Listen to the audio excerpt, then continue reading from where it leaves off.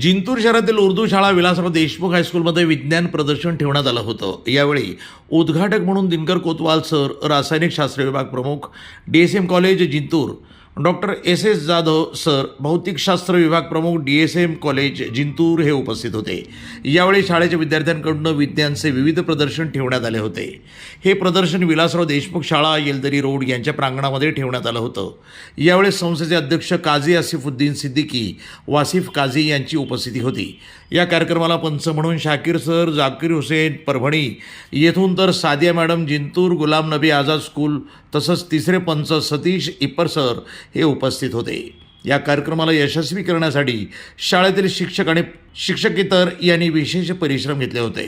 प्रमाणे या ठिकाणी आम्ही पूर्ण प्रयोग पाहिले। त्याच्यामध्ये एकूण जवळपास 63 प्रयोग होते आणि केवळ ज्युनियर कॉलेज नाही तर हायस्कूल आणि प्राथमिक शाळेतील विद्यार्थ्यांनीसुद्धा यामध्ये सहभाग घेतला होता।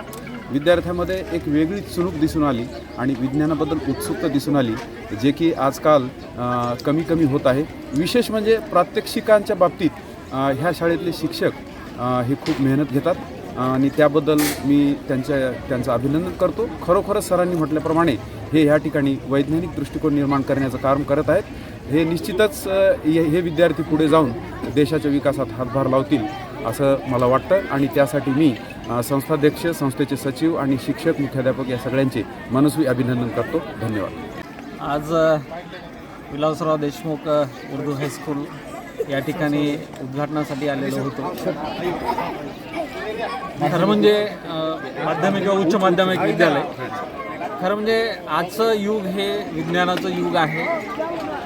आपल्या विद्यार्थ्यांमध्ये, लहान मुलांमध्ये एक वैज्ञानिक दृष्टिकोन हा जागृत करता आला पाहिजे, निर्माण करता आला पाहिजे आणि हे जे काम आहे हे काम त्या प्रात्यक्षिकमधून केलं जातं आणि आज ह्या शाळेने या ठिकाणी विज्ञान प्रदर्शनचं एक सायन्स एक्झिबिशन भरवलेलं आहे।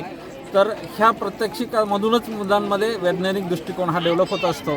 या प्रसंगी मला ह्या संस्थाचालक आणि पूर्ण ह्या शिक्षकांचं कौतुक करावं वाटतं की त्यांनी एवढ्या कमी वयामध्ये जवळजवळ आज 62 कॅन्डिडेट्सने या ठिकाणी प्रात्यक्षिक केलेलं आहे आणि त्याच्यातून त्यांनी सगळा वैज्ञानिक दृष्टिकोन डेव्हलप करायचा प्रयत्न केलेला आहे।